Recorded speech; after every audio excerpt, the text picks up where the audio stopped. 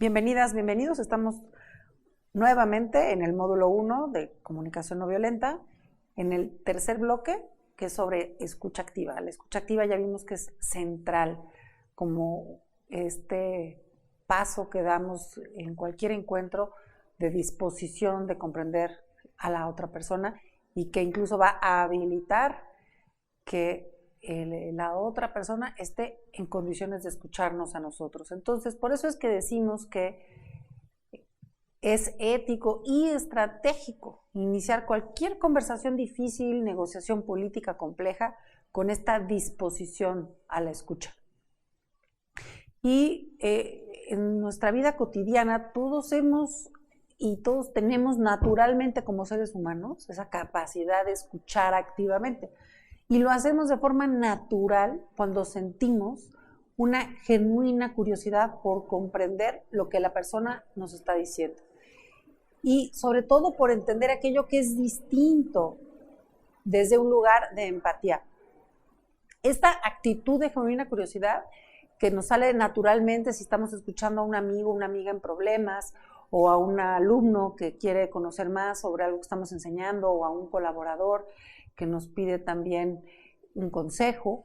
En todas esas situaciones nos es natural la escucha como seres humanos. El reto es cultivarla de manera consciente en situaciones en las que a lo mejor nos pondríamos a la defensiva o tenemos también mucha urgencia de expresar algo propio. En esos momentos es donde hay que cultivar esta actitud de manera consciente y colocarnos. Por eso decimos que es esta preparación autoconsciente de la sesión anterior, del tema anterior, que es tan importante, ¿no? Para poder tener esta actitud, prepararnos para tener esta actitud de genuina curiosidad que de forma natural nos nace con los amigos, con los colegas, para podérsela ofrecer a ese interlocutor, interlocutora que podemos estar percibiendo como nuestra contraparte, incluso a veces como un detractor o detractora que incluso a lo mejor algunos han señalado como que es una persona muy conflictiva o un grupo muy difícil, pero que nosotros estamos en esa actitud de transformar el conflicto y entonces nos situamos por una cuestión ética y estratégica en este lugar de genuina curiosidad. La escucha activa implica no solamente estar atentos a tratar de comprender lo que es distinto en la otra persona, su sentir y hacerlo con empatía, sino asegurarnos de que la otra persona se sienta escuchada y comprendida. Esa es parte de lo que activamente vamos a procurar. No implica estar de acuerdo con lo que nos están diciendo, sin embargo, sí requiere que estemos en disposición de suspender juicios y opiniones propias en aras de esa escucha. Muy importante. Todos tenemos opiniones, podemos estar pensando que la persona que nos está diciendo no nos simpatiza o que lo que nos está pidiendo es inviable. Ese tipo de juicios son los que tenemos que dejar de lado. No es que no los vayamos a tener, porque los seres humanos hacemos ese tipo de juicios y siempre tenemos opiniones.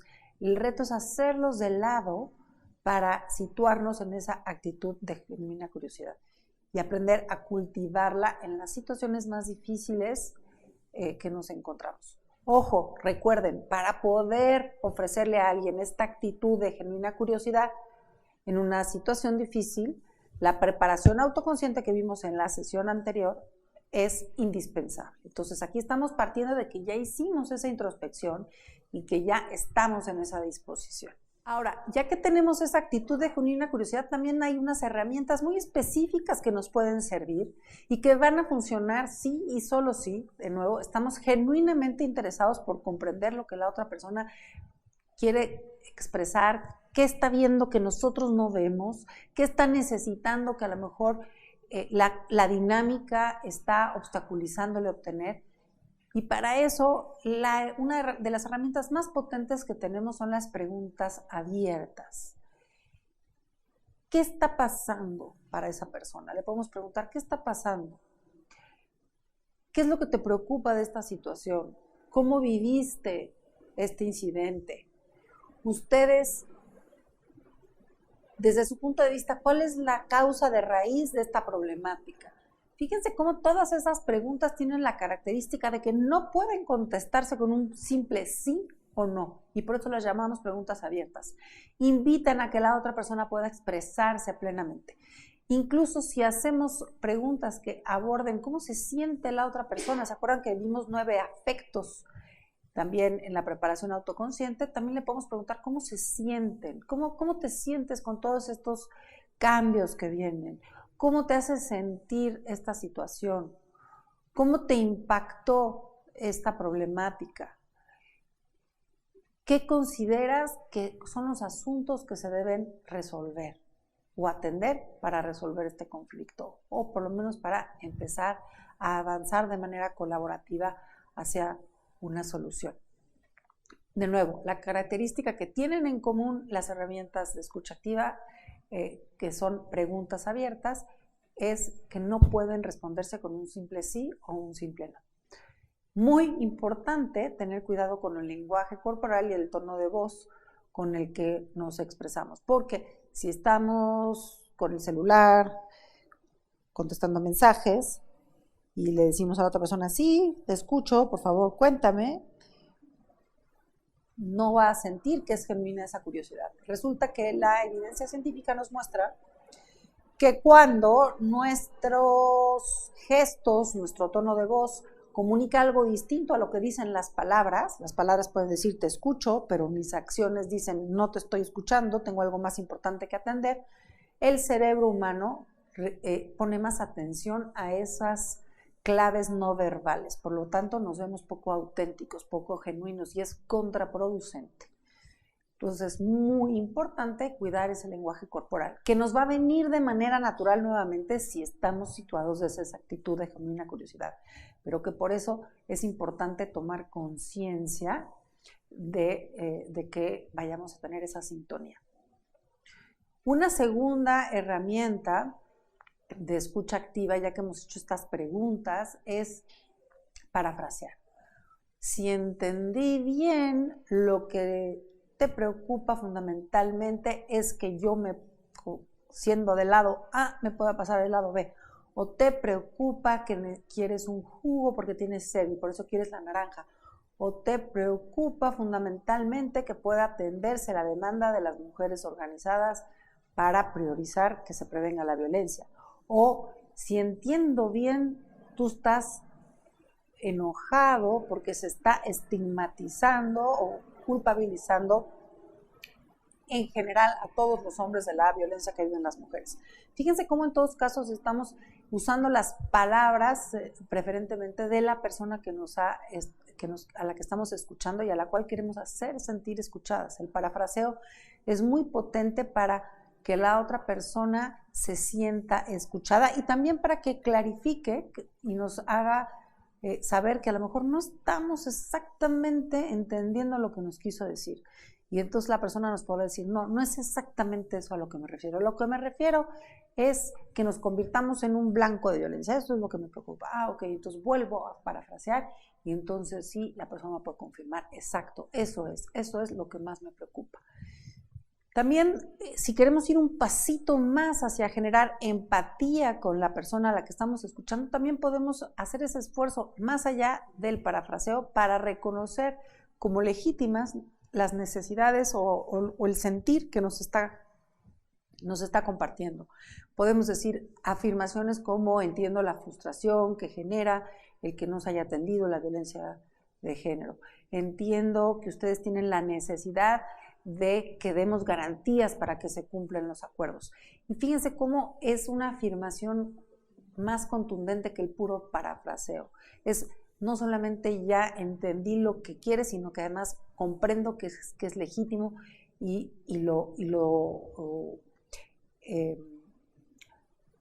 expreso como una preocupación que estoy dispuesto en un momento dado a hacer propia. Y finalmente tenemos el resumen. El resumen es una herramienta de escucha y también de resolución de conflictos bien importante porque confirma y permite condensar qué es lo que hemos escuchado. Podemos hacer un resumen de las principales preocupaciones de la persona que nos dijo, podemos también resumir cuál es su perspectiva sobre la problemática, también podemos resumir cuáles son las causas de raíz que hay el conflicto. Fíjense todas esas cosas, cómo nos permiten sintetizar una conversación que a lo mejor estuvo muy cargada de emociones y a lo mejor cargada también de expresiones desordenadas por una persona que está en una situación emocional que es difícil y que por eso estamos escuchando. El resumen ayuda a condensar, a sintetizar, y también es una herramienta para resumir acuerdos, pasos a seguir después de una conversación que se ha seguido. Entonces, nunca se termina en una conversación importante, relevante, sin hacer un resumen de lo más significativo que hayan ustedes escuchado o que se haya avanzado en la conversación. Estas 4 herramientas las pueden poner ustedes en práctica esta misma tarde, con sus familiares, con algún compañero de trabajo, algún amigo con el que tengan alguna conversación difícil pendiente. Es una buena práctica poner estas 4 herramientas, practicarlas cotidianamente, y verán ustedes cómo las vamos a ir incorporando como algo que nos salga natural frente a situaciones difíciles.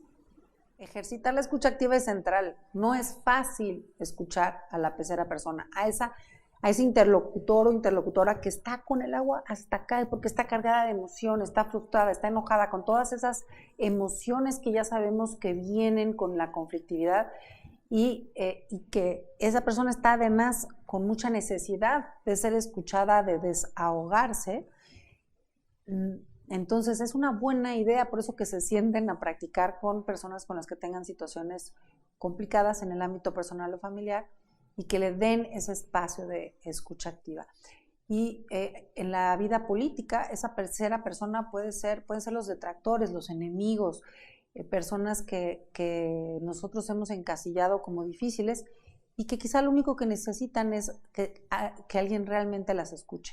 Era famoso el expresidente Salinas de Gortari por ser un gran escucha, y de hecho se dice que sus grandes detractores los recibía en Palacio Nacional y los escuchaba tan atentamente que entendía exactamente qué era aquello que estaban necesitando, y a partir de esa escucha entonces les ofrecía algo, los invitaba de alguna manera a participar en su gobierno, o los apoyaba en aquello que era central para esa persona a la que estaban escuchando, y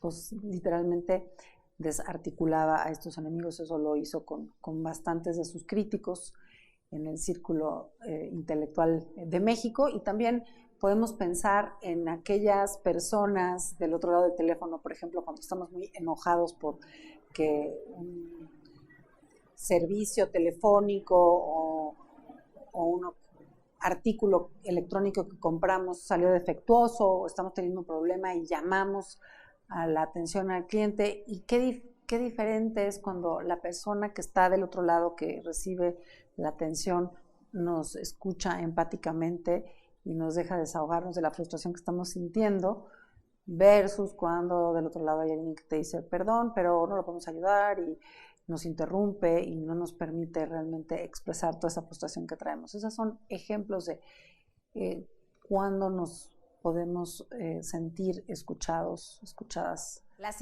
invito a que pongan en práctica estas herramientas. No pasen a la siguiente sección de este curso sin haber hecho ese ejercicio de escuchar a alguien, a una familiar, a un colega con el que tengan una conversación difícil pendiente. La clave está en suspender su reacción, no buscar expresar nada de lo que nosotros queremos comunicar hasta que no hayamos logrado esa escucha activa, hasta que no veamos que en el lenguaje corporal de nuestra interlocutora o interlocutora hay una sensación de relajación, de desahogo, porque ya hemos resumido lo que más le importa y está esa persona ya en una condición de escucharnos, de que nosotros nos podamos expresar de forma asertiva y afectiva y no violenta, que es lo que vamos a ver en el próximo segmento. Muchas gracias.